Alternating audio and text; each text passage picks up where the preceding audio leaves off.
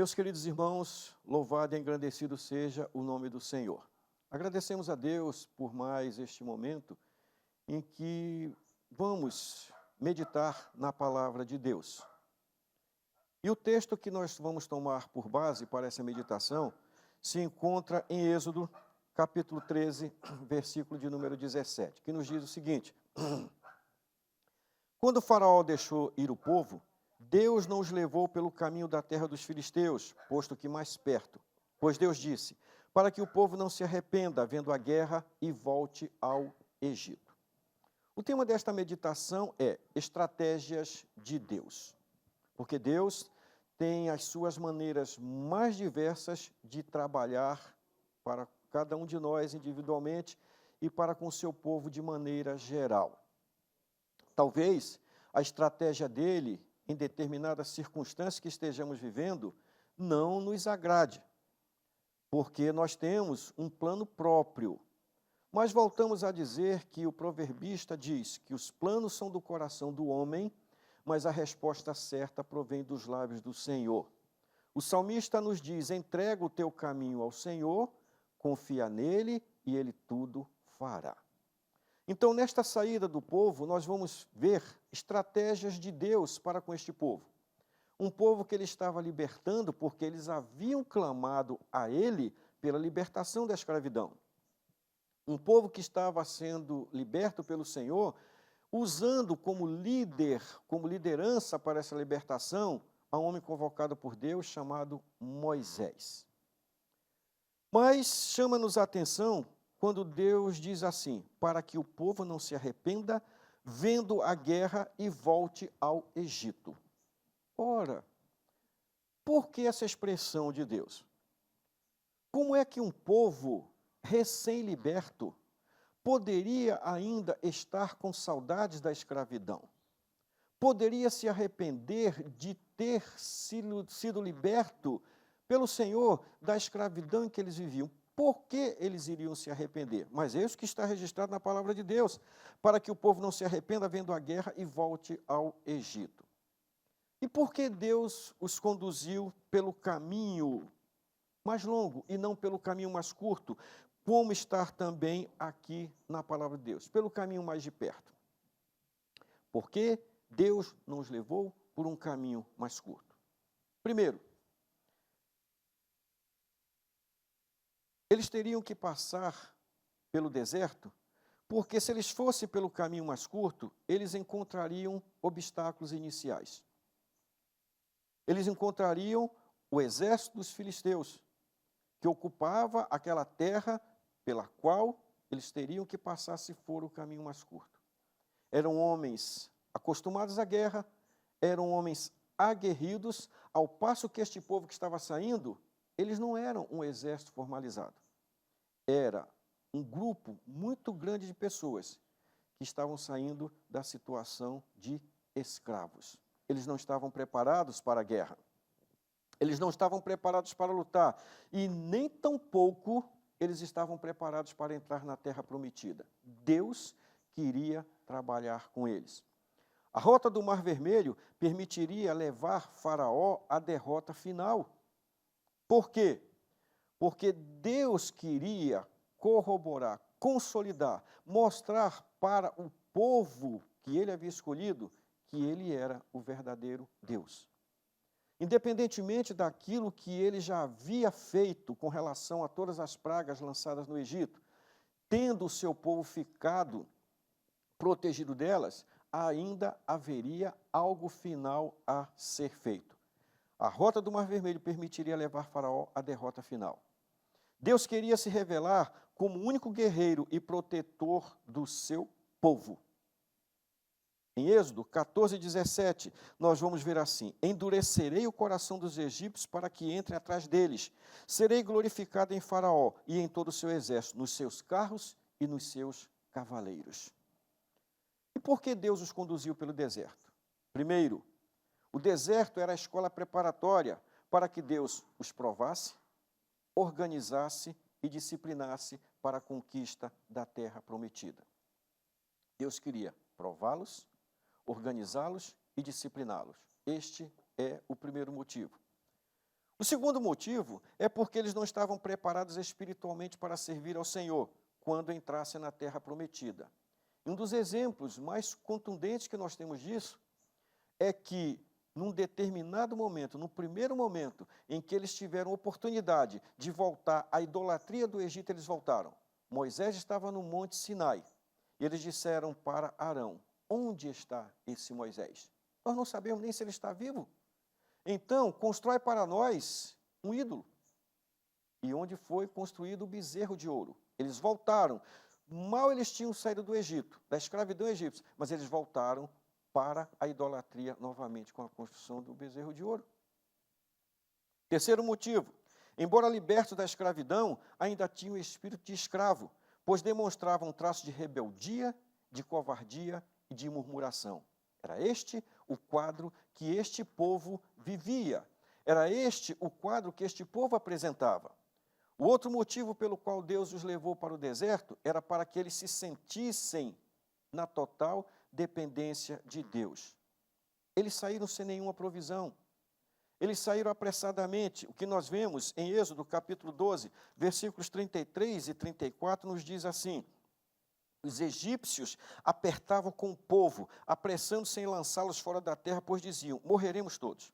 O povo tomou a sua massa antes que levedasse, e as suas amassadeiras atadas em trouxas com as suas vestimentas sobre os seus ombros. Eles saíram às pressas.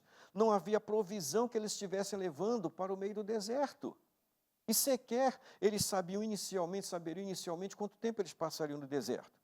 O outro motivo pelo qual Deus os levou para o deserto foi para prová-los e ver se eles obedeceriam em tudo ou não a Deus. Estratégias de Deus, e que Deus, muitas vezes, usa conosco. E que lições extraímos desta estratégia de Deus? O que nós vimos aqui com a estratégia de Deus? Deus os levou para o deserto, para prová-los, organizá-los e discipliná-los. Deus os levou para o deserto, porque sabia que eles não estavam preparados espiritualmente para entrar na terra prometida. Deus os levou para o deserto, porque sabia que, embora eles escravos da escravidão, mas eles tinham um espírito de escravo, um espírito de rebeldia e um espírito de murmuração. Deus os levou para o deserto, para saber se eles permaneceriam ou se seriam fiéis a Deus ou não. E, às vezes, Deus nos conduz também para determinadas situações em que nós julgamos que estão no deserto. E Deus quer nos provar, saber se nós vamos resistir a essas intempéries do deserto. Êxodo, capítulo 15, versículo 26, nos diz assim: disse ele: se ouvirdes atentamente a voz do Senhor teu Deus, e fizeres o que é reto diante dos seus olhos, e inclinares os teus ouvidos aos seus mandamentos, e guardares todos os seus estatutos, nenhuma enfermidade virá sobre ti, das que enviei sobre os egípcios, pois eu sou o Senhor que te sara. Essa era a promessa de Deus. A consolidação da promessa de Deus para com esse povo, mas desde que eles se mantivessem fiéis. E a partir dessa estratégia divina, nós temos lições, queridos, para as nossas vidas. E que lições nós extraímos dela? Mesmo após grandes vitórias, podemos passar por experiências amargas. Eles atravessaram o Mar Vermelho, tiveram a experiência, os seus olhos viram a derrota final do exército de Faraó. Mas quando chegaram ao outro lado, eles encontraram águas amargas. Eles chegaram em Mara.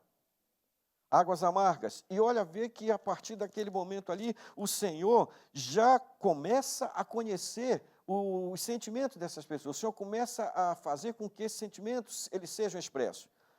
15, 23 diz assim: então chegaram a Mara, mas não puderam beber as águas de Mara, porque eram amargas. E por isso o lugar se chama Mara. Olha, qual é a primeira reação desse povo? E o povo murmurou contra Moisés, dizendo: que havemos de beber?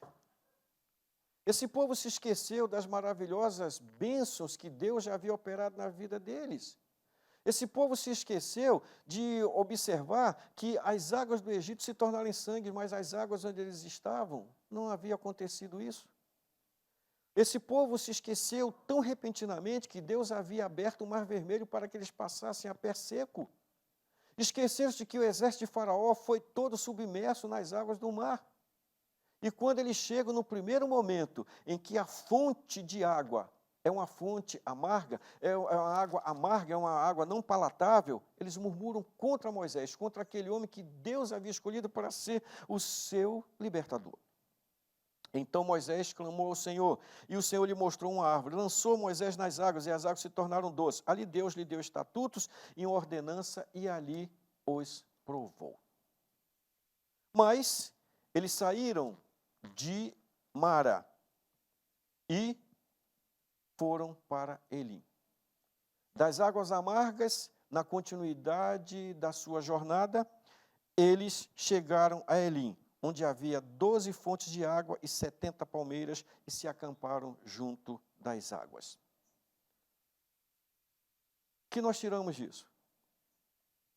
O Senhor permite que nós tenhamos épocas de provações, mas também que a posteriori nós tenhamos épocas de refrigério na presença de Deus.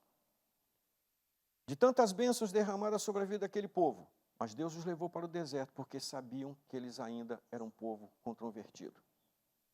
Num primeiro momento, as águas são amargas. Num outro momento, as águas são doces. Ou seja, há situações de provações, mas o Senhor nos dá a vitória. Eles saem de Mara e chegam a Elim, onde eles encontram água doce e palmeiras, onde eles podem ficar à sua sombra. Que conclusão, queridos, nós tiramos sobre isso? A viagem da vida apresenta algumas dificuldades, mas se estivermos unidos ao Senhor, Ele removerá os obstáculos que se puserem no nosso caminho. Isaías 54, 17, nos mostra isto. Nos diz assim: ferramenta alguma preparada contra ti prosperará, e toda língua que se levantar contra ti em juízo, tu a condenarás. Esta é a herança dos servos do Senhor, e esta é a sua justiça que vem de mim, diz o Senhor. No capítulo 43 de Isaías,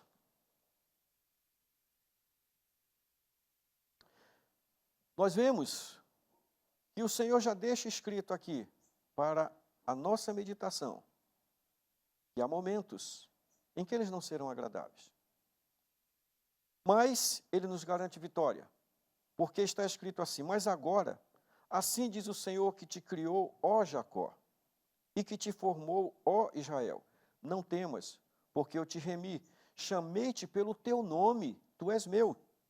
Vejam bem o que o Senhor transmite para nós, queridos.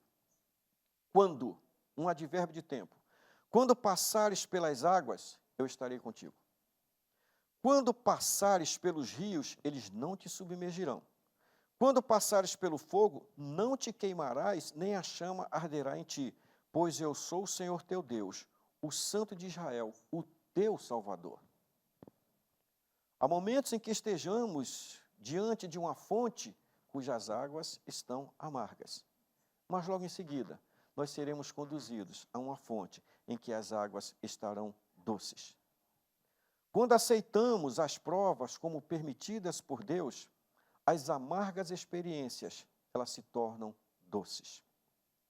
A árvore lançada às águas assemelha-se ao poder da cruz. Quando nós chegamos aos pés da cruz, quando nós compreendemos a mensagem da cruz, nós passamos a receber a eleição e já temos um destino determinado pelo Senhor. Assim como Deus se revelou em Mara, como Jeová Rafá, o Senhor que te sara, assim Ele também se revela a nós no dia de hoje. Entrega o teu caminho ao Senhor, confia nele e Ele tudo fará. Salmo 55, 22, nos traz uma mensagem bastante produtiva, bastante diretiva para nós. Nos diz: lança o teu fardo sobre o Senhor e Ele te susterá. Jamais permitirá que o justo seja abalado. Possa ser que você esteja neste momento diante de uma fonte de água amarga. passando por uma provação, por decepção, por tribulação, por provações. Mas saiba, Deus tem preparado uma fonte de águas doces para que você possa dela usar. Ele tem preparado a sua vitória. Creia nisso. Que Deus te abençoe em nome de Jesus. Amém.